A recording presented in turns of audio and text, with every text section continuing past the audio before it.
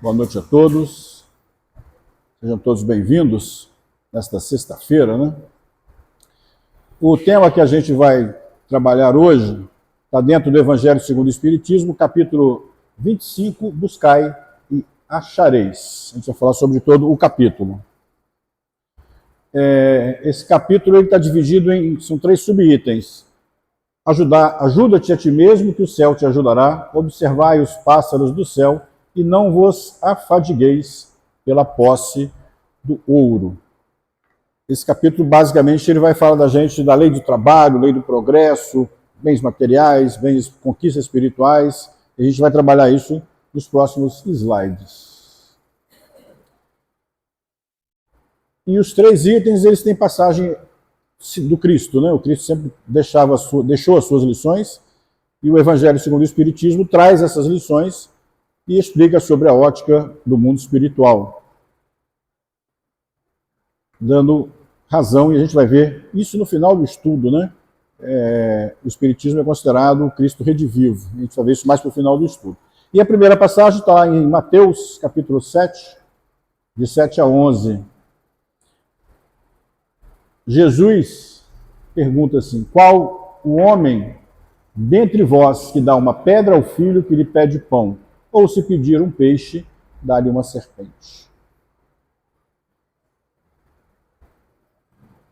Qual pai faria isso? Né? Se o filho pedisse um pão, você daria ali uma serpente para ele.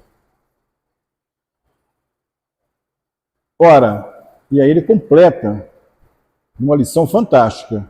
Ora, se sendo maus como sois, se nós, né? Ele falava para a multidão, se sendo mal como sois, sabeis dar coisas boas aos vossos filhos. Assim agimos, né? Não é lógico que, com mais forte razão, vosso Pai, que está nos céus, dê os bens verdadeiros aos que lhe pedirem.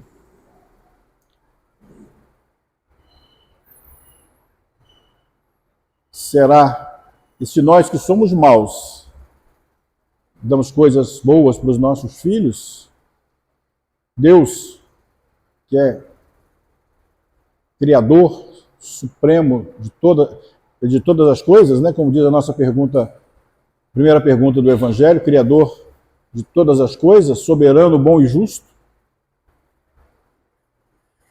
E aí a gente precisa fazer uma divisão, porque se a gente pegar o Evangelho, se a gente pegar o Antigo Testamento, a gente imagina um Deus muito ruim. Né? Se a gente pegar a letra fria do Antigo Testamento, a gente vai ficar um pouco assustado com Deus. E Jesus veio trazer para a gente um outro Deus, uma outra visão de Deus, né? Um Deus mais justo, mais bom, onipotente, presente, e que cuida de todos nós, como Jesus fala, né? Vosso Pai dá para a gente os bens que a gente pede. E quando a gente não recebe esses bens? Será que Deus nos abandonou? Será que Deus nos ignorou?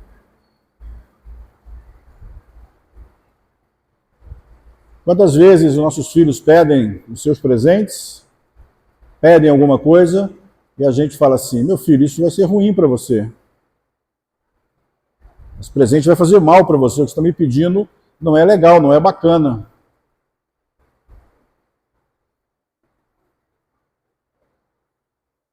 Estou certo ou estou errado? A gente faz isso muitas vezes. E muitas vezes o que a gente pede para Deus nem sempre é aquilo que é melhor para nós. E aqui, quando a gente fala Deus, obviamente, a gente tem que considerar todos os intermediários dele.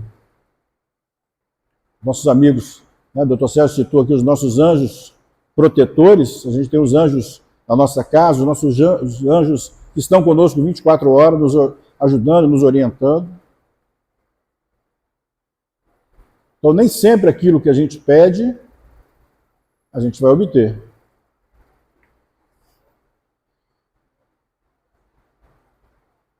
Ajuda-te a ti mesmo, que o céu te ajudará. a gente fica com essa impressão, né? Ah, então se eu fizer a minha parte, com certeza eu vou receber. Sim, com certeza. Ah, mas eu não ganho na loteria. Ah, mas eu não consigo um bom emprego. Ah, mas eu não tenho isso. Ah, eu não tenho aquilo.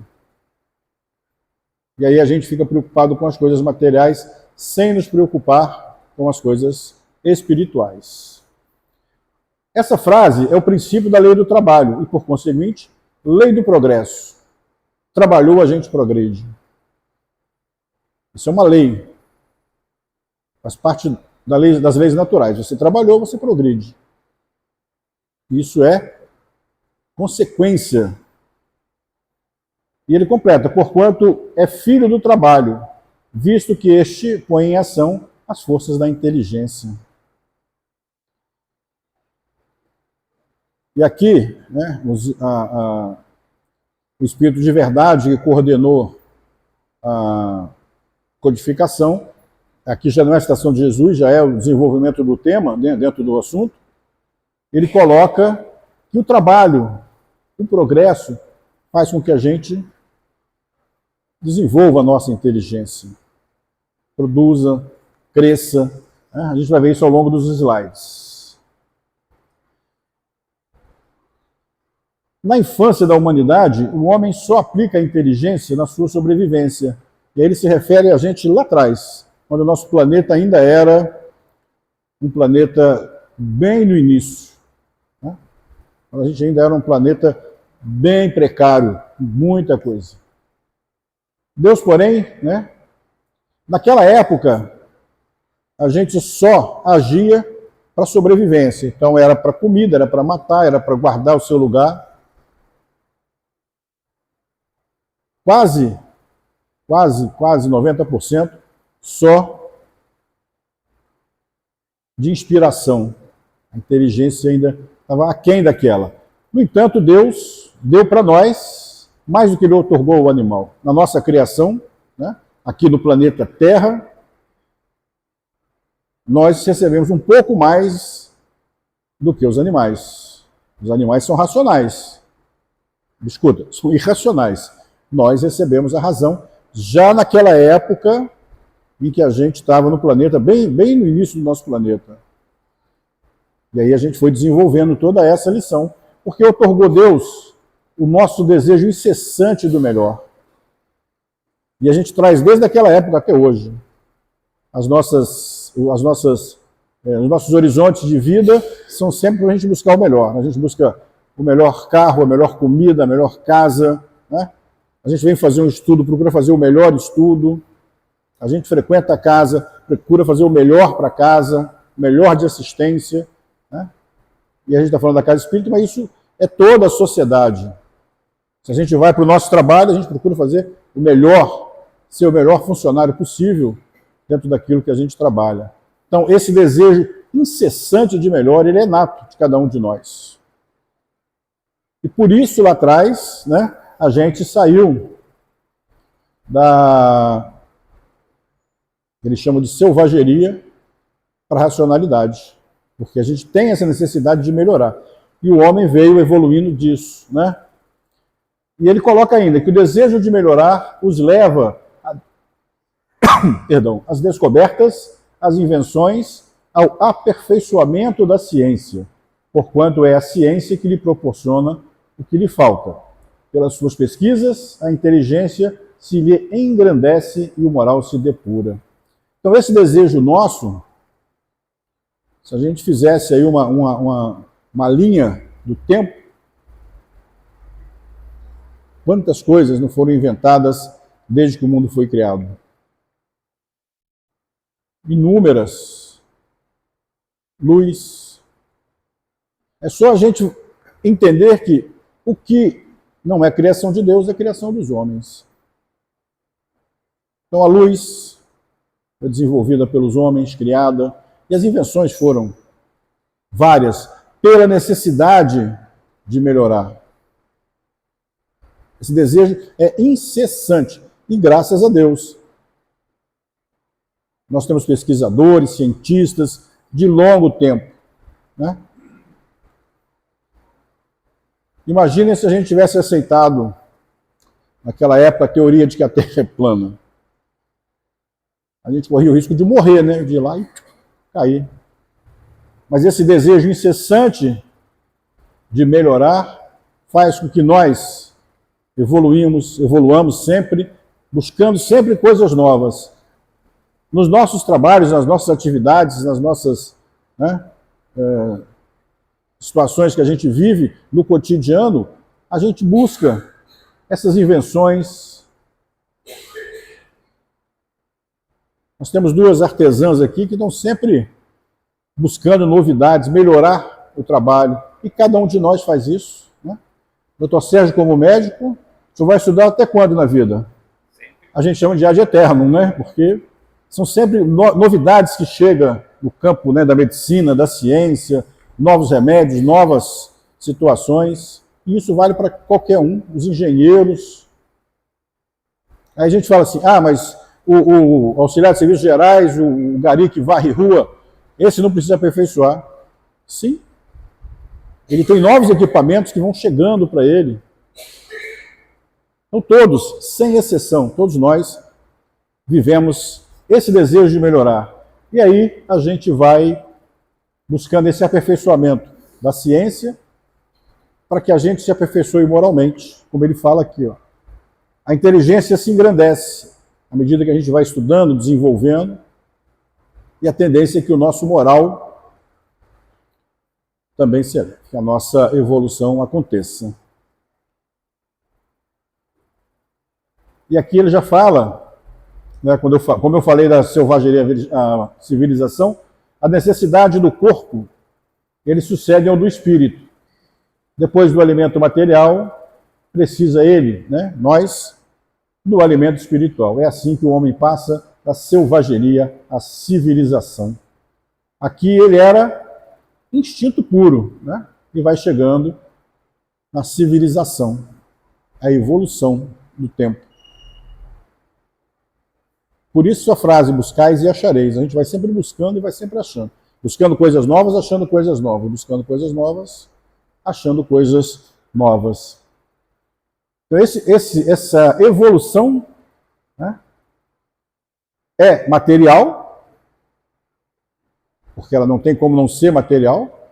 Né? À medida que o planeta vai evoluindo, você tem coisas novas, muitas coisas novas. Se a gente pegar a nossa tecnologia, os nossos eletrodomésticos de 30 anos atrás, você basicamente não tem mais comparativo com hoje. Né? Televisões, computadores, as nossas máquinas de lavar, que hoje lavam seco e só falta tirar a roupa passadinha. Tudo isso é evolução material. E aí, ela acontece com a evolução espiritual de cada um de nós. Por isso a gente saiu desse período aqui, ó, de selvageria para civilização. Evoluímos muito. Por mais que a gente ache que não, mas o mundo que está hoje aí não é um mundo evoluído. Eu acho que sim. Eu acho que sim. Nós temos hoje o número de pessoas evangelizadas é muito maior do que nesse período aqui, início desse período. Basta a gente ver um pouquinho da história, né, do que eram as guerras fratricidas, do que eram a mortandade gratuita. Vamos pegar um pouquinho da história e a gente vai ver isso. Então, essa evolução espiritual, ela aconteceu. A gente ainda hoje tem? Sim. Nós estamos num planeta de prova e expiação ainda. Então, ainda temos esses problemas.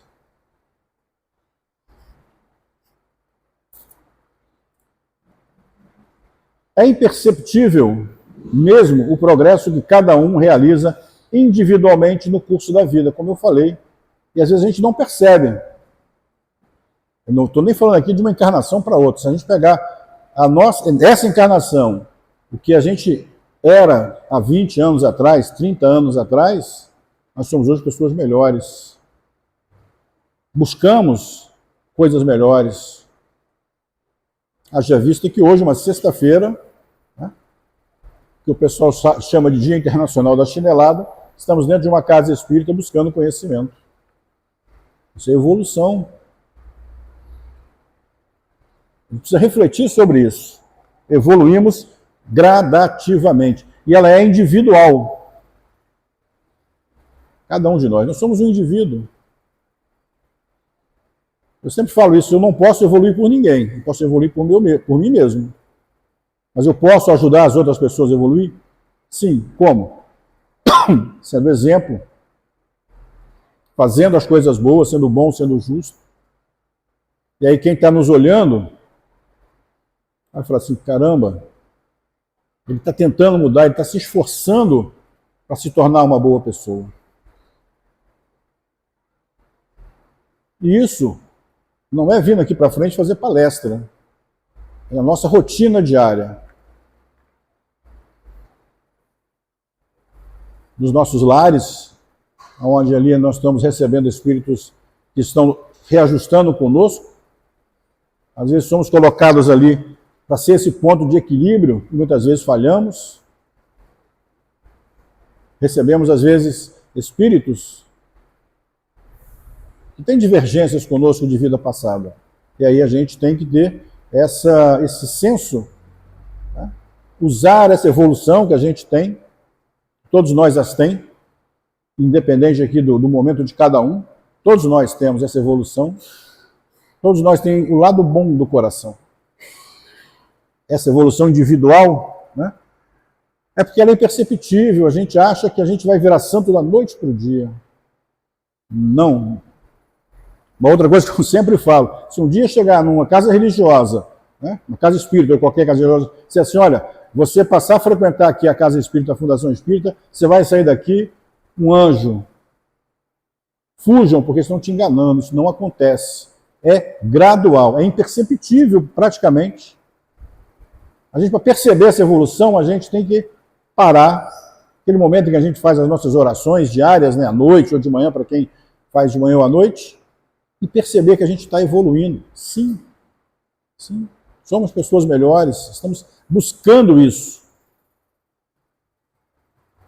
E aí ele fala aqui, né, esse progresso não poderia existir sem a pré-existência e a resistência da alma. Aqui ele fala em reencarnação. Nessa encarnação recebemos mais uma grande oportunidade de avançarmos bastante, de minimizarmos as nossas dores. E a gente não pode mais... Já desperdiçamos várias encarnações, várias, né? Eu falo também que eu não gostaria de fazer regressão de memória, a não ser que fosse necessário para uma situação de saúde, mas não gostaria, porque, né, a nossa doutrina nos explica, ela é evolucionista. Então, hoje nós somos melhores do que a gente foi ontem. Se hoje a gente já não é lá grande coisa, imagina que a gente foi há 5, 6 encarnações passadas.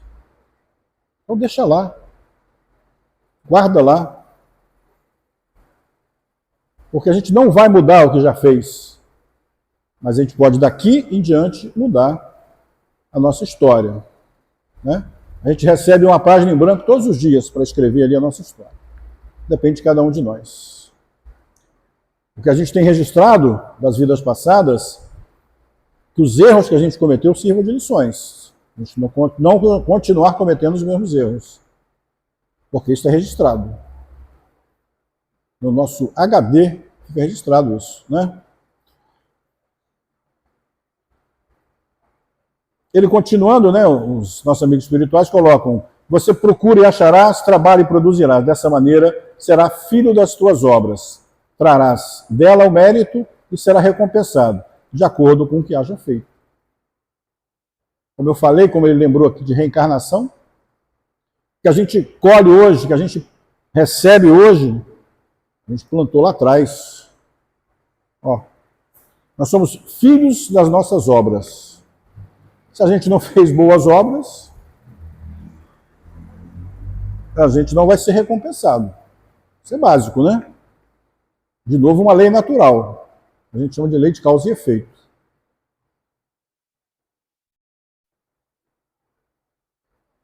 A semeadura, ela é livre.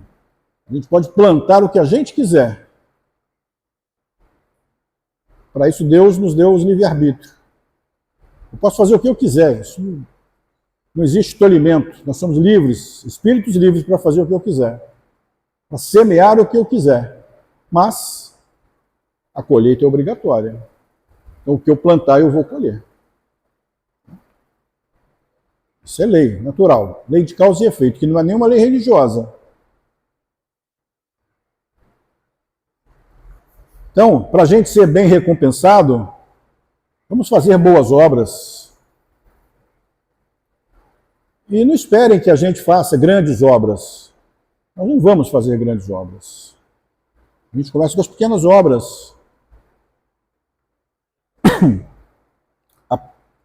Apaziguando o nosso lar. Já é uma obra. Lembra que eu falei que às vezes a gente vem num lar que tem conflitos entre pai, mãe, filhos, né, e os agregados que vão chegando, que a gente apazigue, a gente pacifique esse lar. Já é a nossa primeira obra. Pequenininha, mas de uma valia imensa aos olhos do mundo espiritual. E aí eu posso ser assim no meu ambiente de trabalho, na minha casa espírita, por onde eu passar, que eu seja portador da paz.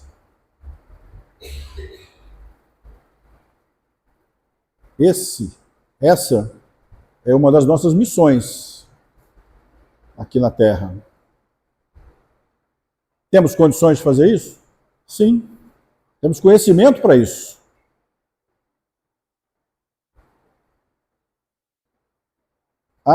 Eu comecei na doutrina espírita tem uma semana. Veio de outra religião? Lá se aprendeu. Não vim de religião nenhuma. Mas a lei de Deus, ela está inserida, ela está intrínseca, ela vem quando a gente nasce. E quando eu falo lei de Deus, não são essas leis que a gente vai vendo aí não, imposta pelos dogmas religiosos. É a lei de preservação da natureza, são as leis naturais. Né? A gente tem até um capítulo específico dentro do Livro dos Espíritos que fala das leis naturais. Simples. Cuidar do meio ambiente, cuidar do próximo, zelar pela paz. Simples isso, né? Continuando, senão a gente vai ficar aqui até amanhã. E o nosso prazo estoura. No Livro dos Médiuns, na segunda parte, capítulo 26, Kardec coloca lá, os espíritos não vão isentar o homem da lei do trabalho. Vem unicamente mostrar-lhe a meta que lhe cumpre atingir e o caminho que a ela conduz, dizendo, anda e chegarás. Toparás com pedras, olha e afasta-te a tu mesmo. E a gente já passa aí para o próximo, que é observai os pássaros do céu. Que é uma passagem, aliás, lindíssima, né? Registrada em Mateus também. Jesus coloca assim, não acumuleis tesouros na terra, onde a ferrugem e os vermes os comem, e onde os ladrões os desenterram e roubam. Acumulai tesouros do céu, onde nem a ferrugem nem os vermes os comem. Porquanto onde está o vosso tesouro, aí também está o vosso coração. Depois a gente volta nessa, que tem continuando. E ele continua ainda, né? Observai os pássaros do céu. Não semeiam, não ceifam, não guardam em celeiros, mas vosso Pai Celestial os alimenta. Aqui na realidade, ele fala que não semeiam, né? Mas a maioria dos pássaros são os maiores semeadores, né? Às vezes, por onde eles vão semeando lá, ele come a comidinha dele, vai com... o pássaro ele come, logo depois ele já dá solta ali, né, o que ele comeu. E isso é uma semeadura. Mas eles não trabalham, a gente não vê eles trabalhando nesse sentido como a gente imagina, né? Mas o vosso Pai Celestial os alimenta. A natureza alimenta os pássaros. Né? E aí ele coloca, não sois muito mais do que eles, né? Nós temos a inteligência, né? Deus criou os pássaros, os animais são irracionais.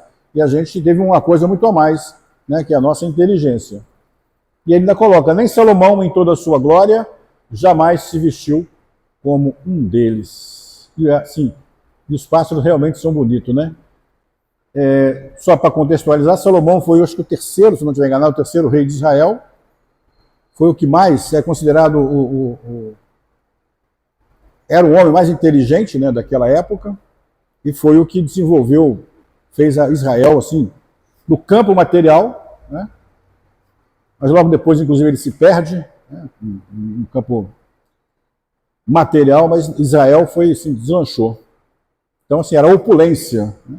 Quando a gente ouve falar do templo de Salomão, era todo de ouro, era esse rei aqui que era extremamente poderoso. Por isso Jesus traça essa comparação dele. E aí a gente precisa entender, né, que quando Jesus fala isso, ele não está dizendo para que a gente não precise trabalhar, conquistar as coisas materiais. Nós necessitamos das coisas materiais, do alimento, da nossa casa, dos nossos transportes. Isso não pode ser prioridade em detrimento às coisas espirituais. Eu estava brincando, falando com o doutor Sérgio, eu ouvi uma lição uma vez, de um filme que eu não vou lembrar o nome, onde a pessoa fala assim, ela fala o seguinte, a lição uma vez aprendida, a gente jamais esquece. A lição aprendida ninguém tira de nós. Agora, o meu carro zero,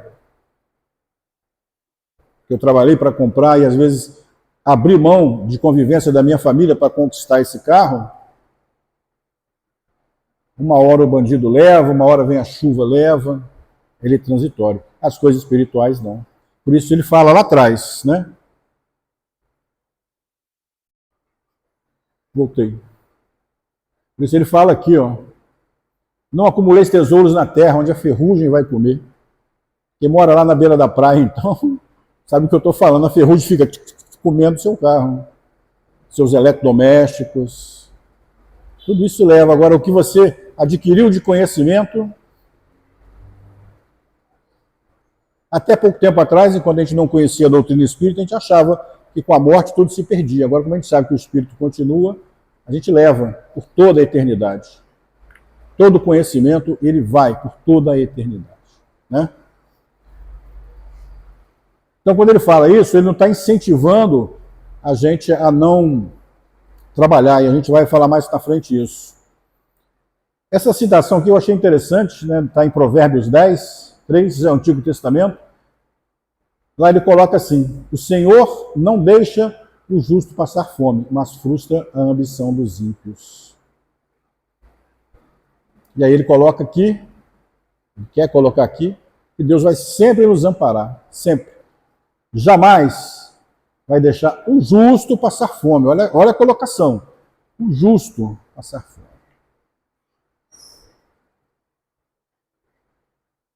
Mas e o injusto? De alguma maneira, por ser injusto, ele está violando uma lei de Deus. E aí a gente gera consequências. Lembra que a gente falou que a semeadura é livre, mas a colheita é obrigatória.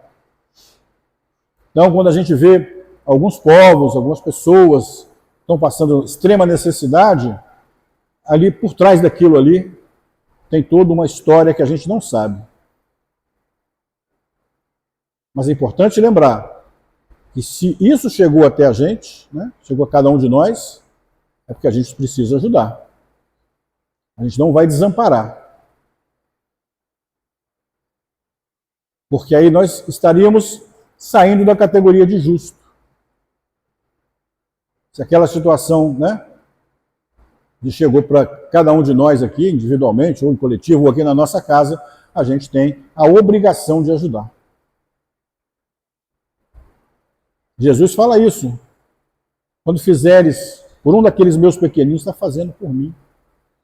Então, se a situação chega para cada um de nós, é porque a gente tem condições de ajudar. Materialmente, espiritualmente, enfim. Né? A gente fala de todas as situações. Quantas pessoas nos procuram com problemas espirituais, de relacionamento ou passando por problema espiritual? É uma ajuda. Ela está com fome, ela está com necessidade de absorver alguma coisa. E aí cabe a gente ajudar, a encaminhar. É onde a gente coloca à prova o conhecimento que a gente tem.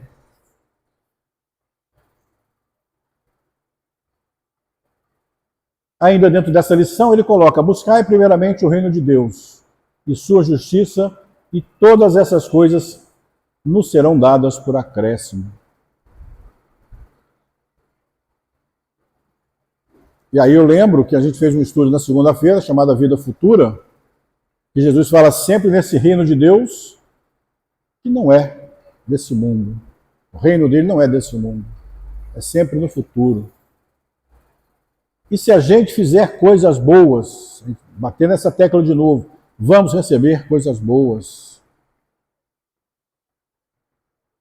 A nossa trajetória nessa encarnação, na balança, tem mais coisas positivas ou negativas? Essas reflexões a gente precisa fazer quase que diariamente. Recebemos muitas coisas boas, muitas coisas boas. Campo material e campo espiritual.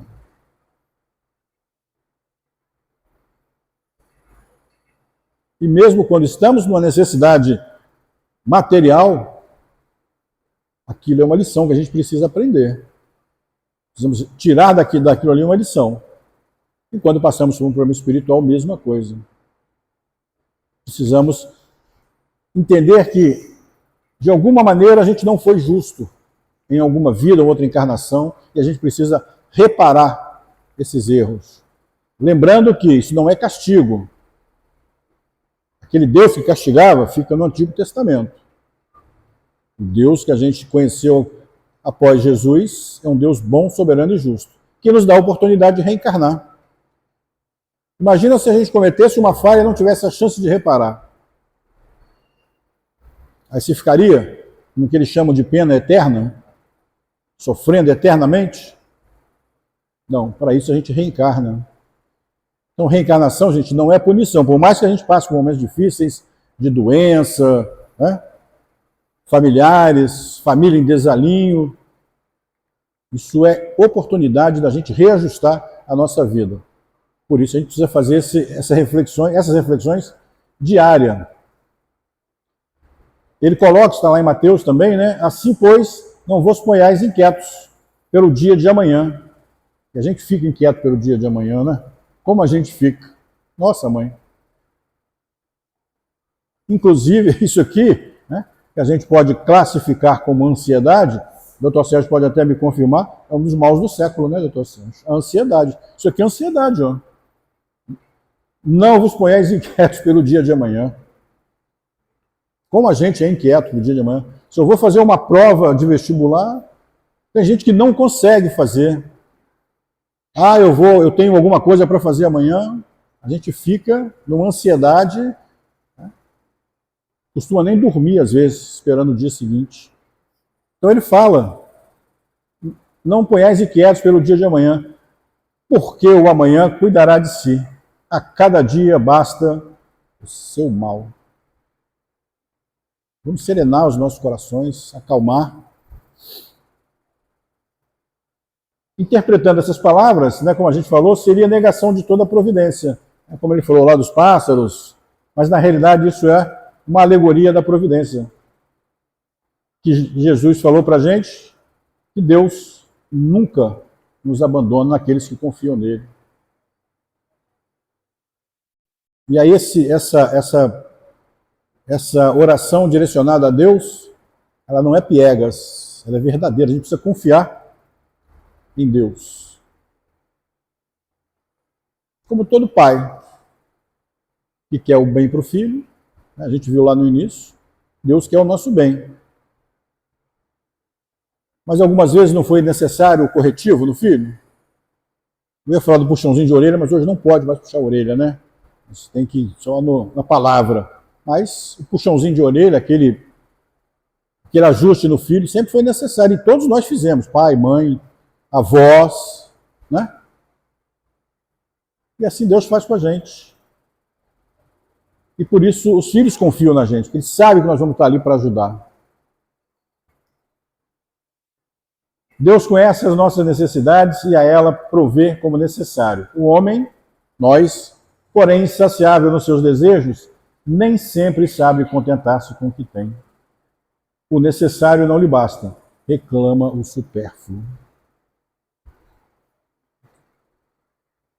Se eu tenho um iPhone 15, eu já quero 16. Como já saiu o 17, eu quero 17. Mas essa ânsia, ela não acontece nas questões espirituais, né? Muitas vezes a gente assume compromissos, e compromissos espirituais, eles são assumidos também quando reencarnamos, não só os compromissos materiais, né, que esse reajuste. Nós não viemos parar numa casa espírita por um acaso. Temos compromissos assumidos com o trabalho da casa, em frequentar a casa, em ajudar a difundir, né, o espiritismo. A terra produz o suficiente para alimentar a todos os seus habitantes, quando o homem souberem administrar, segundo a lei de justiça, de caridade e de amor ao próximo, os bens que ela dá. Quando a fraternidade reinar entre os povos, nós teremos alimento suficiente. Isso vai acontecer. A gente já está passando por um planeta de regeneração, onde essa consciência de justiça, de caridade, amor ao próximo, já vai estar muito mais evidente do que atualmente, né? A gente está aí na bica para trocar a chave de planeta.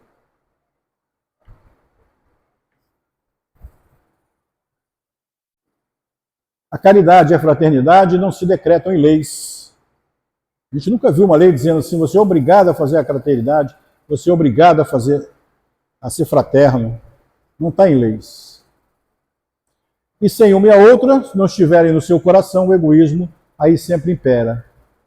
Se a gente não tiver nem a caridade nem a fraternidade, a gente vê o egoísmo exacerbado, né?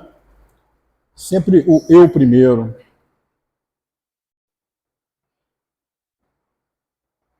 Às vezes a gente vê isso numa fila de banco, né? A pessoa quer furar a fila para poder... Uma coisa simples. Mas você não está sendo fraterno com quem está ali naquela fila. Cabe ao Espiritismo fazê-las penetrar nele. E aí a gente vai falar um pouquinho do Espiritismo.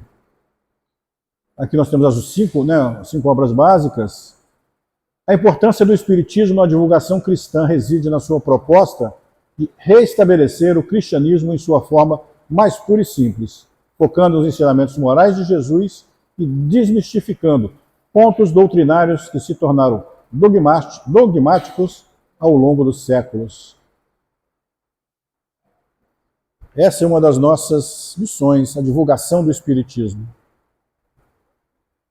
Retornar a esse cristianismo na sua forma mais pura.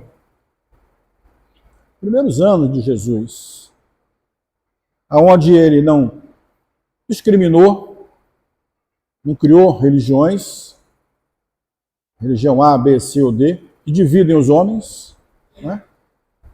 A gente vê ainda,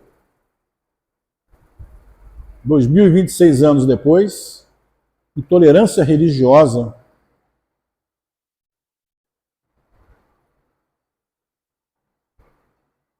Uma vez eu passei uma situação, acho que eu já contei aqui, mas eu vou repetir.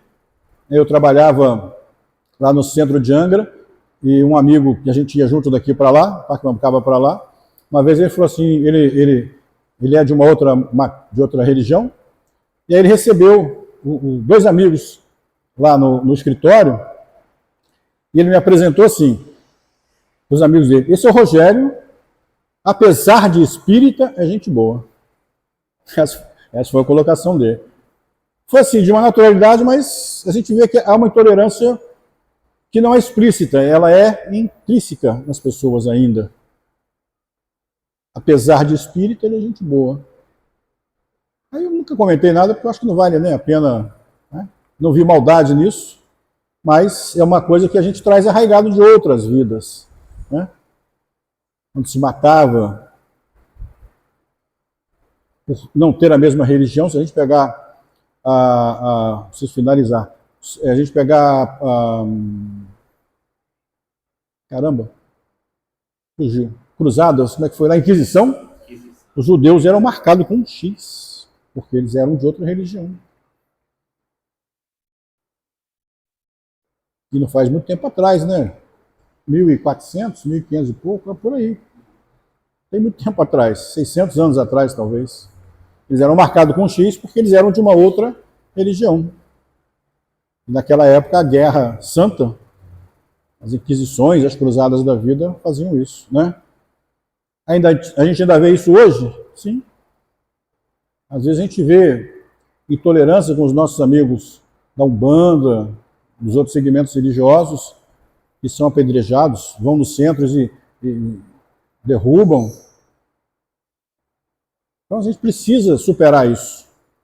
E o cristianismo, na sua forma mais pura, não tinha isso. Se a gente pegar toda a trajetória de Jesus, ele atendeu a todos, recebeu a todos e abraçou a todos indistintamente. Sem olhar condição social, sem olhar a posição da pessoa, o que ela fazia. Ele curou, recebeu e caminhou com todos, sem exceção. Esse era o cristianismo na sua forma mais pura e simples. E que a doutrina espírita tem esse compromisso de resgatar isso.